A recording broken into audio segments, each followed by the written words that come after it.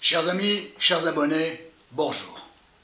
Aujourd'hui, on va parler des mythomanes, de la mythomanie.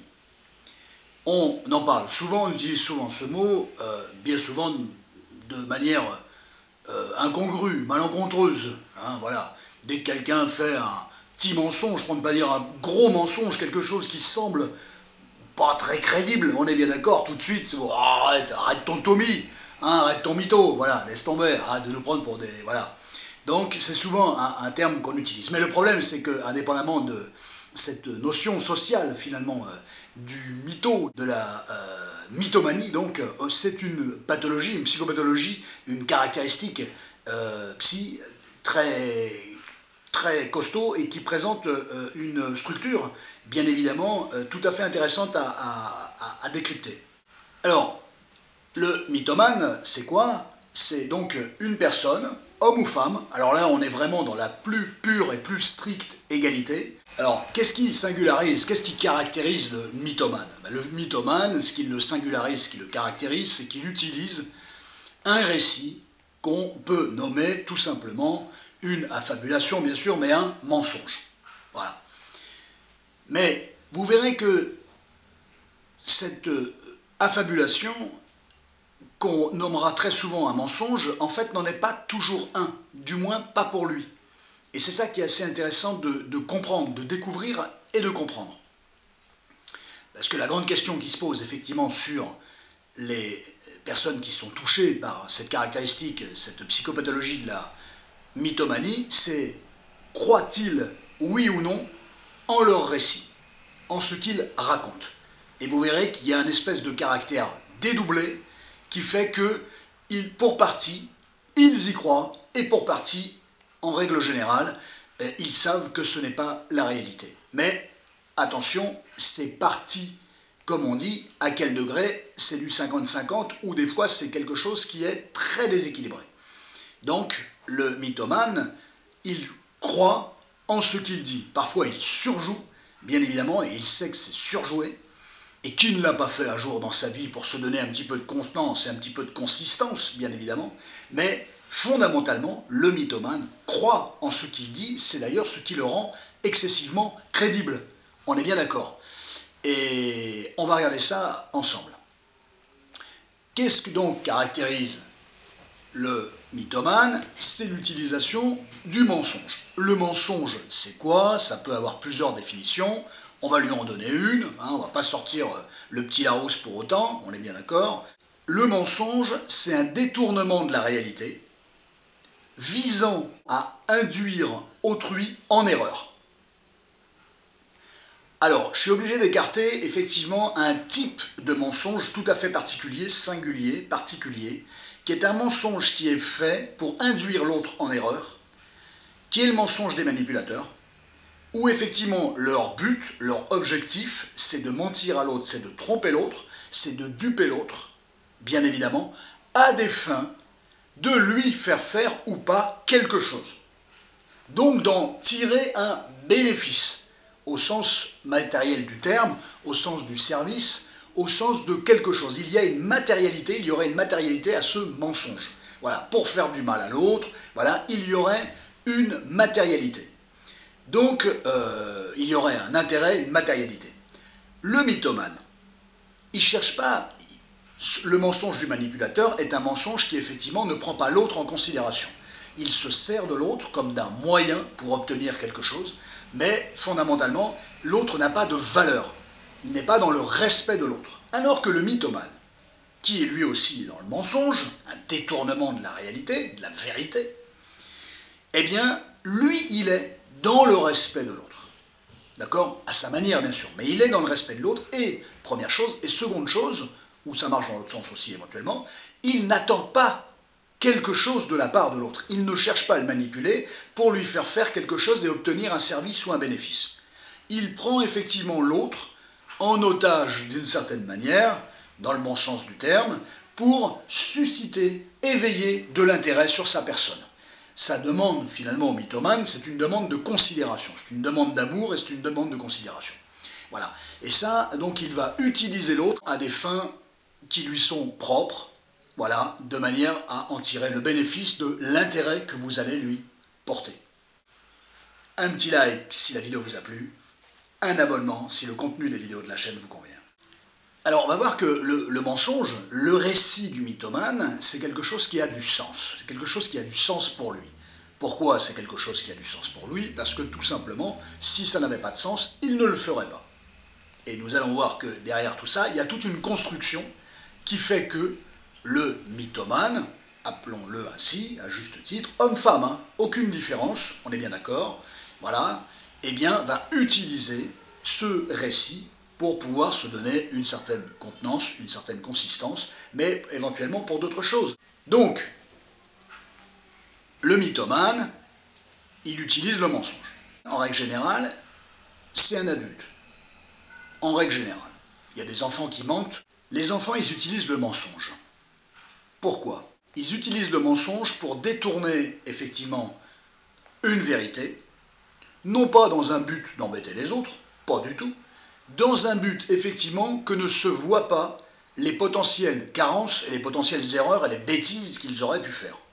Pourquoi les enfants mentent, et bien souvent même presque pris la main dans le sac, et on en reparlera de ça tout à l'heure, eh bien c'est pour préserver une forme de narcissisme. C'est important. Parce que n'oubliez pas qu'un enfant qui fait une bêtise, après tout c'est normal. Il est là pour apprendre. Je dirais même qu'il n'y a pas que l'enfant qui apprend, même l'adulte fait des bêtises. C'est pas une raison pour faire des conneries toute la journée, on est bien d'accord. Bon, donc voilà, vous avez le droit à l'erreur. Vous avez le droit de faire des bêtises. Le tout, c'est de ne pas refaire les mêmes erreurs. L'enfant, il masque souvent la vérité. Pour une raison donc très simple, c'est pour une raison narcissique. Pourquoi? Parce que l'enfant, il fait des bêtises. Il n'a pas spécialement fait exprès. Voilà. Il expérimente les choses. Et tout de suite, sa crainte à l'enfant, c'est effectivement que vont en penser ses parents. Nous sommes d'accord.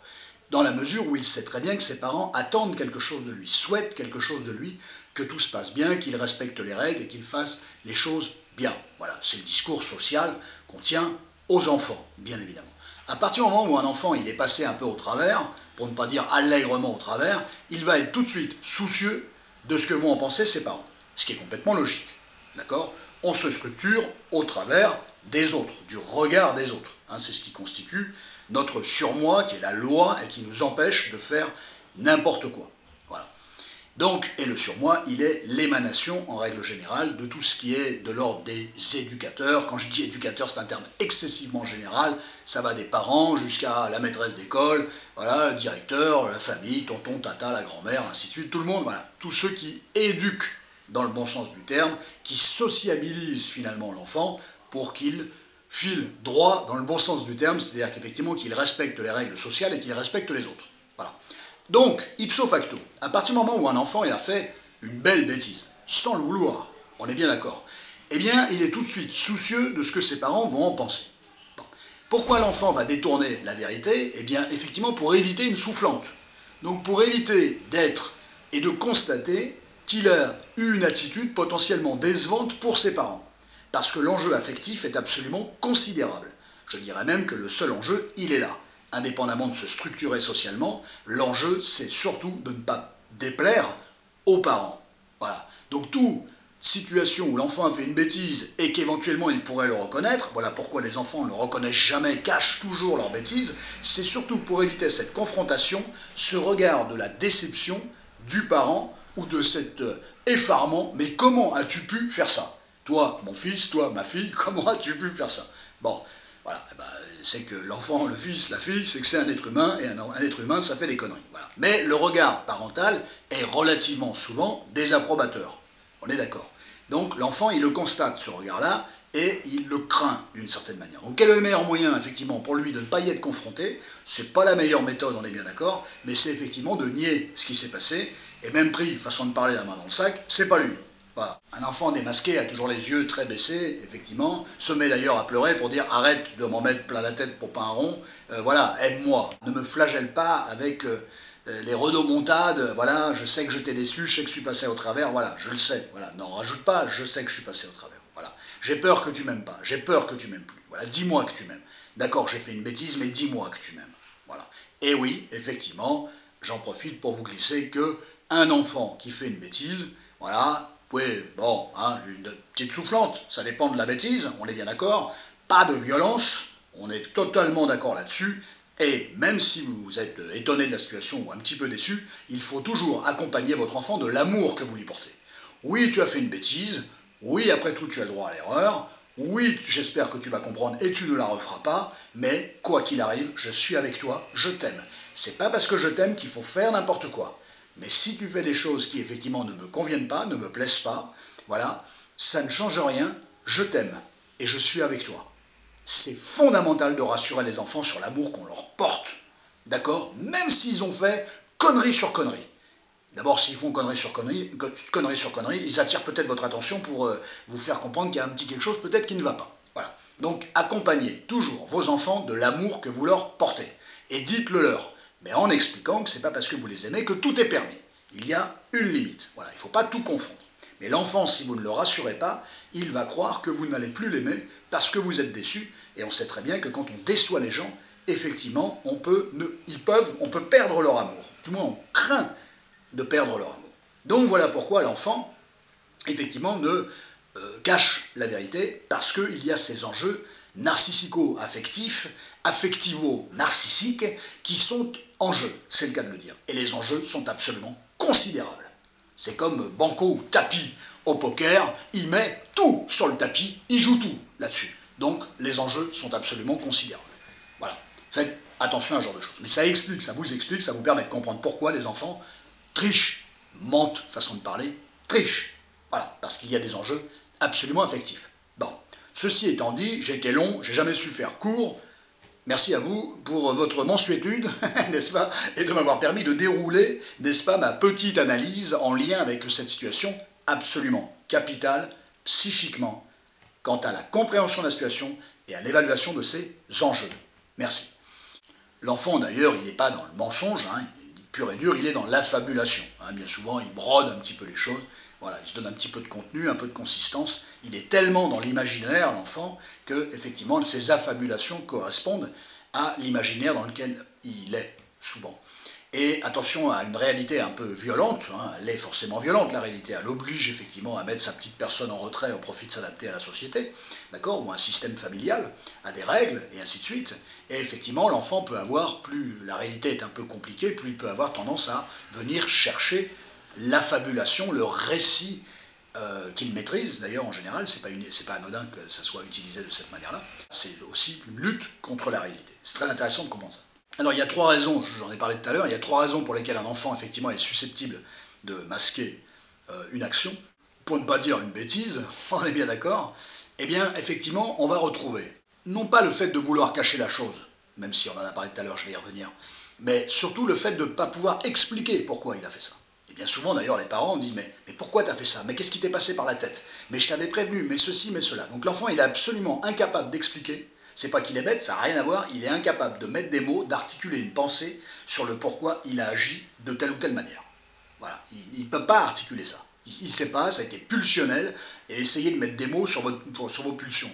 Hein, les gens qui s'emportent, qui s'emballent, voilà, ou qui se fondrent littéralement, donc c'est quand même plutôt pulsionnel, émotionnel, voilà, allez expliquer, allez mettre des mots sur l'explication sur pourquoi vous avez fondu en larmes, ou pourquoi vous êtes parti en sucette et que vous êtes mis à vous énerver, à vous exciter dans une situation ou sur une personne. Voilà, et bien souvent vous n'aurez pas les mots. Et si vous n'arrivez pas à mettre des mots, hein, ou quelques mots, pas plus que ça, prenez conscience que les enfants c'est encore plus complexe pour eux. Donc ça c'est la première des choses. La deuxième, ce qui intéresse l'enfant, c'est pas l'acte en lui-même, si vous voulez, indépendamment du fait de la difficulté de mettre des mots. C'est pas l'acte en soi qui intéresse l'enfant, c'est qu'on s'intéresse à lui.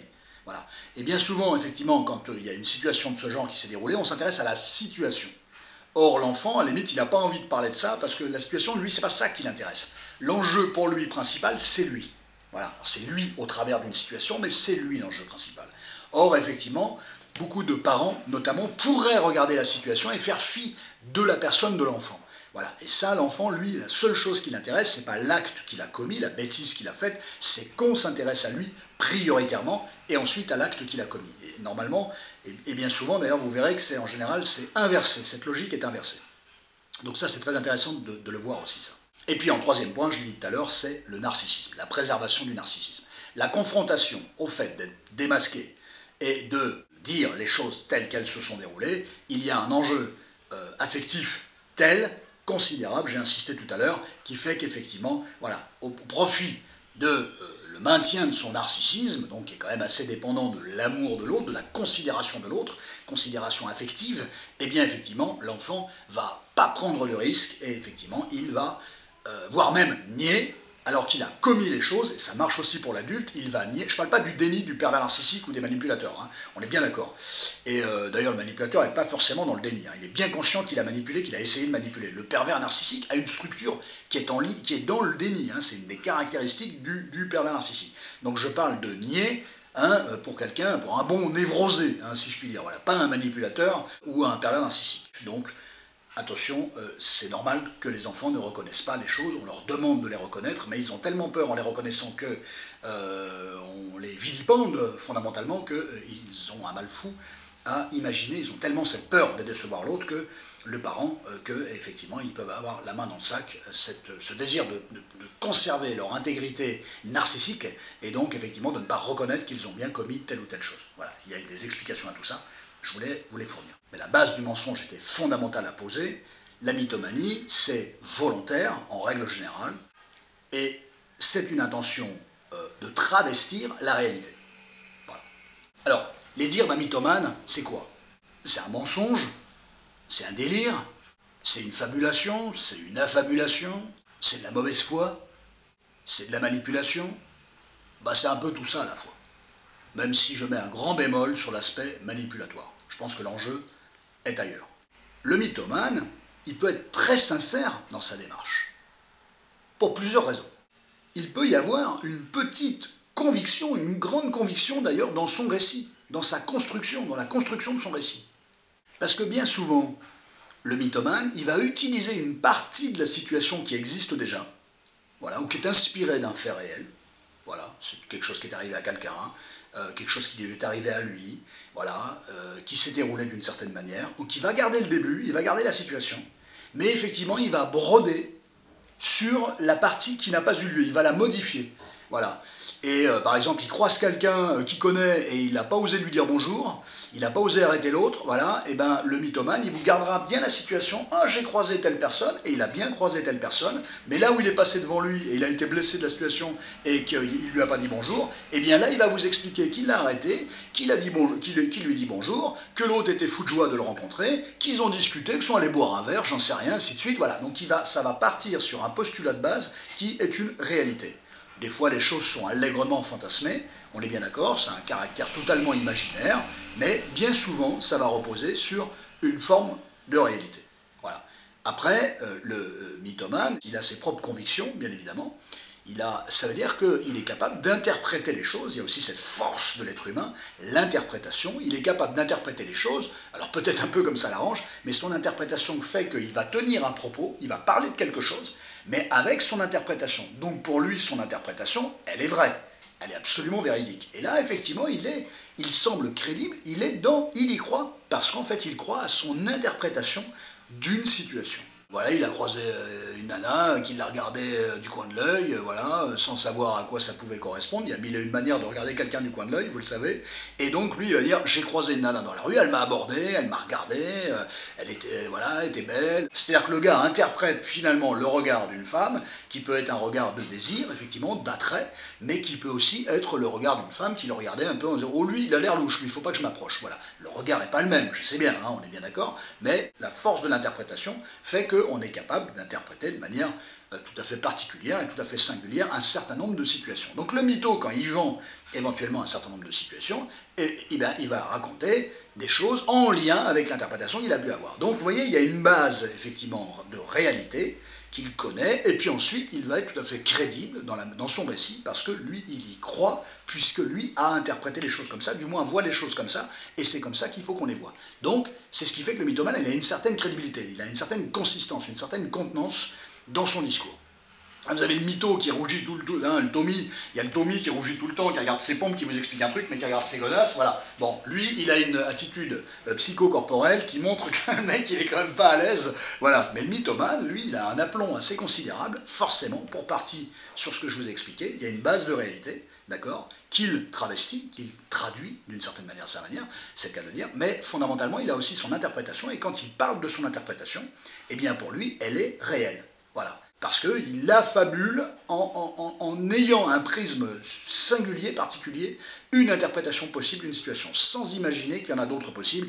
Il sait très bien qu'il pourrait y en avoir d'autres possibles, mais en tout cas, il garde celle-là. Il prévaut cette situation-là, cette interprétation-là, au détriment des autres interprétations possibles.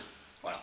Après, vous avez aussi toutes les constructions fantasmatiques, des gens qui s'inventent des vies, voilà, qui sortent avec des stars, qui sortent avec des sportifs, qui ont fait des performances sportives extraordinaires, et ainsi de suite.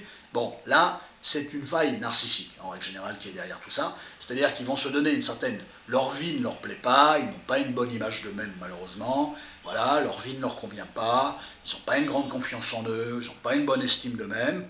Voilà, et au lieu de le travailler tout doucement, gentiment, voilà, pour progresser un peu, pour avoir un peu de consistance, ils vont utiliser effectivement des scénarios totalement préfabriqués, totalement fallacieux. Alors quand ils vous parleront effectivement d'un joueur de tennis, tiens, on est en plein Roland-Garros en ce moment, donc voilà, oh, je suis sorti avec un joueur de tennis très célèbre, voilà, mais parce qu'il l'a vu la veille à la télé. Vous voyez, il y a toujours un lien avec la réalité, en fait, si vous voulez.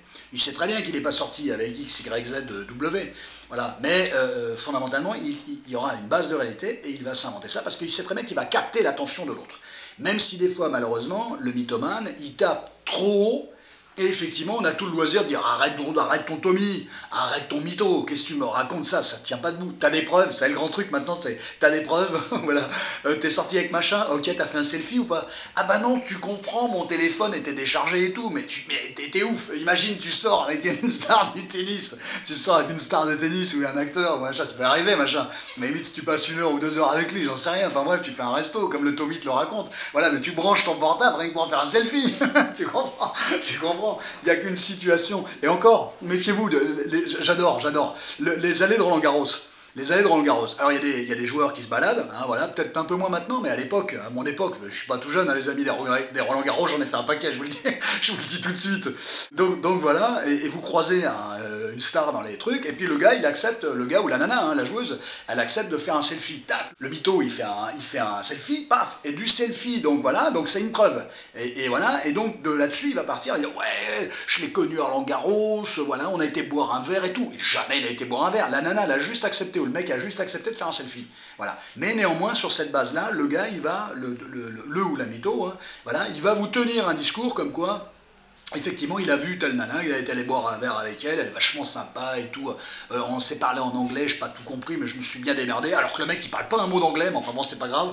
Et tout d'un coup, parce qu'il y avait une star du tennis, il parlait anglais, voilà. Donc voilà, et ça c'est vachement intéressant ce truc-là. Donc ça, c'est pour se donner de la consistance. Voilà, c'est pour se donner de la consistance. T'as vu ma vie, elle est géniale. Mais en fait, plus la personne fait ça, donc ça redore un petit peu son narcissisme, et fondamentalement, attention à ce truc-là, c'est faux, bien évidemment, ça repose sur une base concrète et réelle, mais ça donne de la consistance. T'as vu, j'ai une valeur, j'existe, t'as vu, j'ai une vie de ouf, t'as vu ta vie, toi, à côté de la mienne, c'est nul. Voilà, si ce n'est que, malheureusement, le mytho, quand il a fini de discuter avec les gens et qu'il a plus ou moins accaparé l'attention des autres, quand il rentre chez lui, il sait qu'il a menti, il sait qu'il n'a pas vu la star, et ainsi de suite. Et là, il y a une espèce de situation un petit peu d'effondrement, de vide, de grand vide. Alors, il y a aussi une autre chose qui me paraît très clinique et très intéressante, c'est la personne qui est mythomane, homme, femme, peu importe, quel que soit son âge, dans quel environnement elle a grandi. Ça, c'est intéressant. Alors, quand je dis dans quel environnement, c'est d'ailleurs comment ont été réprimandés, vilipendés les petits mensonges qu'il a pu faire, et ses parents eux-mêmes.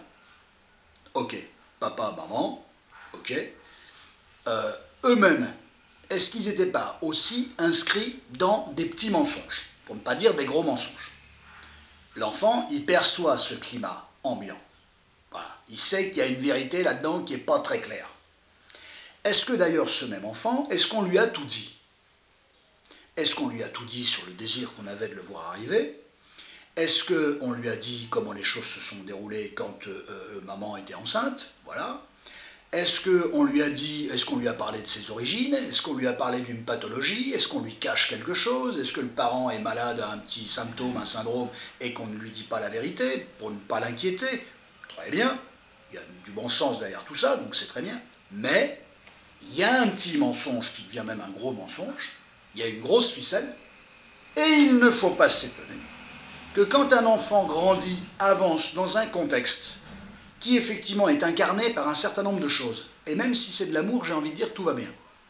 Mais néanmoins, s'il y a un truc qu'on ne lui dit pas, il y a un truc caché, je parle même pas des secrets de famille, parce que alors là, on s'en sort pas, il faudrait que je fasse une vidéo sur les secrets de famille, et leurs répercussions psychiques, n'est-ce pas? Eh bien, fondamentalement, il faut savoir que c'est une caractéristique psychique qui est prégnante chez le mythomane, chez le futur mythomane. Donc ça, attention à ce genre de truc. Voire même les parents qui eux-mêmes sont un peu mythos sur les bords, voilà, qui brodent un peu, voilà, leurs enfants, t'as vu, machin, qui se donnent consistance. Voilà, je pense que c'est pas auprès de ses enfants qu'il faut se donner consistance, hein. C'est auprès de soi-même et éventuellement auprès d'adultes, voilà, si on veut rivaliser. Et encore, mais c'est certainement pas auprès de ses enfants qu'il faut se faire valoir avec ce qu'on est capable de faire. Attention, les parents ne sont pas toujours très honnêtes dans leur manière de présenter les choses par rapport à eux-mêmes. Voilà. Et par rapport à d'où ils viennent, et ainsi de suite, ceci, cela. Bon, donc attention à ce genre de choses. Voire même, est-ce que les parents ne demandent pas aux enfants de rentrer dans leur propre mensonge à eux aussi? Voilà. Et ça, attention à ce genre de truc. On est ci, on vient de là, on a vécu ci, on a vécu ça. Voilà, des situations de fait. Et les parents vont dire, voilà, nous, c'est ça. On est le fruit de ça. Donc, voilà, toi aussi. Voilà. Et des fois, c'est vrai, donc tout va bien, bien évidemment, et des fois ce n'est pas totalement la vérité, c'est un peu surjoué, c'est un peu préfabriqué, attention à ça, l'enfant c'est là où il capte la mécanique qui lui échappe au départ, mais en fait, attention, il peut y avoir des répercussions absolument notoires par rapport à ça. On peut avoir aussi chez l'enfant un mensonge, mais aussi par la suite l'adulte, un enfant qui finalement organise, ou un adulte qui organise la vie par rapport à une vie un peu inventée, un peu détournée, parce qu'il y a quelqu'un qui veut essayer de le contrôler. Donc c'est aussi un moyen de se détacher, de se dégager de ça. Voilà. C'est un moyen de dire, voilà, il y a une chose que tu ne peux pas contrôler, c'est ma pensée, c'est mon récit, donc voilà, il se passe ça et ça. Ça peut être aussi un moyen d'échapper à une forme de pression, à une forme de contrôle. Voilà, il peut y avoir aussi ce genre de truc. Après, il y a effectivement tout ce qui est fantasmagorique chez l'être humain, mais le fantasme doit rester à sa place de fantasme. Je parle pas de sexe, hein, on est bien d'accord. Voilà, je parle de tout ce qui peut être fantasmé, voilà, l'envie d'être un super-héros, un sauveur, et ainsi de suite, ceci, cela. Voilà, et en fait, fondamentalement, ça n'a pas lieu, donc on peut surjouer l'image du sauveur, voilà, et s'inventer une situation où on a dépanné quelqu'un, sauvé quelqu'un, ainsi de suite, alors que pas forcément, pas plus que ça. Voilà, donc la mythomanie, c'est quelque chose qui, c'est polymorphe, c'est multi-scénarios possibles, imaginables.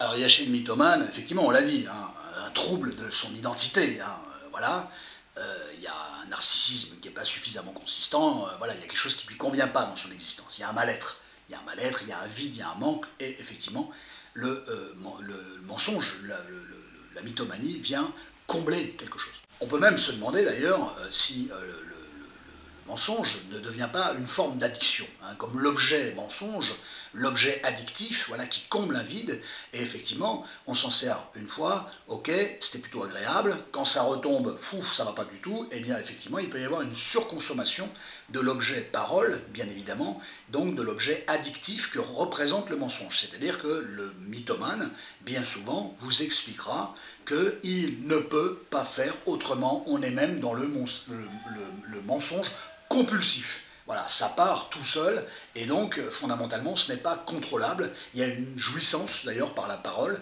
et il y a quelque chose qui n'est pas contrôlable, et donc on pourrait effectivement déduire cette thèse, qui est une thèse assez récente. Je ne suis pas totalement contre, la preuve, je vous en parle. Voilà, c'est pas de moi, c'est pas de mon fait, mais je trouve que la thèse est très intéressante. Effectivement, la parole comme un objet addictif, au sens de son utilisation sur le côté mensonge. Attention à cet objet addict du mensonge. Oui, le mensonge est un objet, non pas au sens objetisé du terme, mais voilà, la parole objet, ça c'est quelque chose qui est très important. Donc le premier qui a parlé de la mythomanie, c'est Dupré, hein, psychiatre français en 1905, donc ça remonte à quand même il y a quelques années, et il avait perçu effectivement cette psychopathologie, ce signe clinique très fort, hein, en expliquant que le mythomane, il vivait non pas au travers de lui et de ses caractéristiques, mais au travers de ses mensonges. Voilà, il prenait vie au travers de ses mensonges. Comment on peut se passer effectivement de ce qui nous permet d'exister, qui est une véritable béquille, voilà, qui compense des choses. Voilà, on est bien d'accord. Donc ça renvoie après aux caractéristiques de l'addiction, dont on a déjà parlé sur cette chaîne, notamment avec l'obsession de l'ex. Souvenez-vous, je faisais des parallélismes relativement intéressants, j'ose l'espérer, qui pouvaient expliquer, être susceptibles d'expliquer effectivement le sens de l'objet d'addiction, voilà, et de ce que cela procure. Allez voir éventuellement cette vidéo si vous ne l'avez pas vue. Et bien évidemment, s'il y a un objet addictif, c'est pour le bénéfice, c'est ça qui va compter le plus. D'ailleurs, Dupré, il avait défini la mythomanie comme une impulsion irrésistible à inventer des récits ou à simuler des conduites. Donc c'était bien défini, 100 ans après, 115 ans après, on n'a pas changé de définition. Le moi du mythomane, il est dévalorisé, c'est un moi dévalorisé, voilà. Le narcissisme, effectivement, n'est pas l'idéal, pour tout un tas de raisons. Voilà, manquement affectif, une situation où on n'a pas suffisamment considéré la parole, sa parole à lui, voilà, où on a vilipendé ses petits mensonges, voilà, où on a été déçu de son attitude quand il était petit, voilà, enfin bref, on l'a un peu rejeté, voilà, il y a tout un tas d'explications possibles au fait que quelqu'un soit rentré dans la mythomanie et malheureusement à mal foi en sortir. Mais pour en sortir, j'ai envie de dire, il faut comprendre la structure. Mais il y a une nécessité pour lui de faire ça. Par contre, moyennant un travail en psychothérapie, il peut comprendre ce qu'il comblait comme vide, il peut restaurer son moi, sa structure narcissique, d'accord, c'est un gros boulot, mais néanmoins, il aura moins besoin du mensonge. Ah, le mythomane, il sait qu'il ment quelque part, même si des fois il est très crédible dans sa construction, je vous l'ai expliqué tout à l'heure, il sait qu'il ment. Et sa grande peur, c'est d'être vu à l'intérieur. C'est qu'on voit à l'intérieur que c'est vide, que sa structure est très fragile, voilà, elle manque parfois effectivement de présenter une décompensation, et donc à la limite, sa grande peur, c'est effectivement qu'on découvre ses mensonges. Voilà, même si on peut se demander si quelque part, il ne souhaite pas inconsciemment qu'on découvre ses mensonges et qu'on voit à quel degré il est en souffrance. Ça, c'est toujours pareil, c'est tout le paradoxe, et en tout cas, ce n'est pas une alternative à négliger, puisque bien souvent des gens, quand ils se sont enfermés dans des situations pas possibles, affabulatrices ou non, ces gens finiront toujours, moi je l'ai vu en thérapie depuis 21 ans, ces gens viendront toujours vous dire, finalement, je me suis fait piquer, ça a été terrible, mais c'est mieux comme ça, j'ai pu sortir du truc, je ne voyais pas comment je pouvais m'en sortir, j'étais enfermé là-dedans.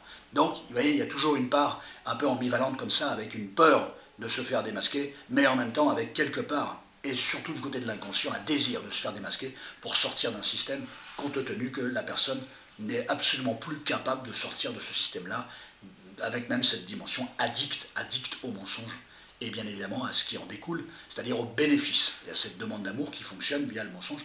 On s'intéresse, le mytho, est persuadé qu'on va s'intéresser beaucoup plus à lui en fonction de ses récits affabulatoires et ses mensonges, plutôt que pour lui, pour ce qu'il est, puisque lui, il est persuadé qu'il n'a pas une grande valeur. Et ça, c'est bien le problème. Donc il y a cette épée de Damoclès au-dessus de sa tête, puisqu'il est persuadé qu'il peut se faire gauler. Et ça, c'est le gros problème que le mythomane rencontre. Donc il a une espèce d'angoisse permanente, un préfabriqué permanent, et un contrôle finalement, et sa vie est très contrôlée, notamment contrôlée par ses mensonges. Voilà, le mythomane, il existe au travers de ses mensonges. Voilà, socialement, il existe. J'existe. Voilà, je mens, donc j'existe. On pourrait finalement résumer, paraphraser les choses de cette manière-là. Voilà. Non, tu existes parce que tu es toi, voilà, et que tu as des valeurs, tu as des carences, voilà, mais voilà, tu n'as pas besoin de mensonges pour exister. Voilà. Mais allez expliquer ça à des gens qui n'ont pas une bonne image d'eux-mêmes. Et ça, c'est un véritable souci. Voilà, la mythomanie, c'est une défense, c'est un système de défense d'une certaine manière. Voilà, c'est une forme de déni de réalité, c'est essayer de combler un vide, un manque, voilà, parce que la structure psychique du mythomane, elle est très fragilisée.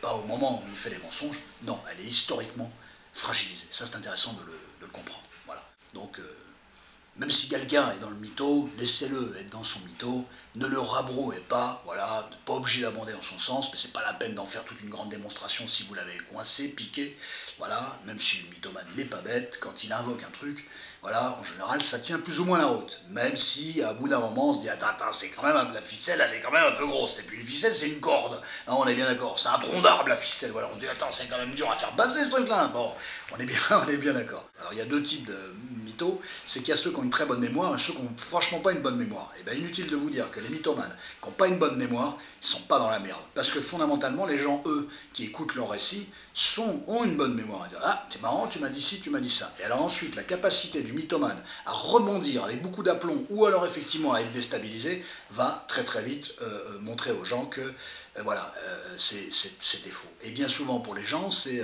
éhonté finalement de faire, voilà, ça se fait pas, un discours très social. Il le sait très bien, le mythomane, que ça ne se fait pas de mentir. Mais il ne peut pas faire autrement. Et il a tellement peur qu'on le vilipende et donc qu'on l'écarte. Vas-y, t'es un mythomane, je te crois plus, je te fréquente plus, laisse tomber. C'est le même rejet que l'enfant qui a fait une bêtise et qui cache sa bêtise. Vous voyez que c'est vachement intéressant, structurellement parlant, de comprendre dans la psyché de l'être humain ce qui se passe, ce qui se déroule en lien avec non seulement les mensonges des prémices de l'existence, c'est-à-dire l'enfance, la période de l'enfance, et éventuellement de la construction des mensonges par la suite, voire même de la mythomanie, c'est-à-dire de n'exister que dans l'affabulation, dans un récit affabulatoire. Moi, je trouve ça absolument passionnant.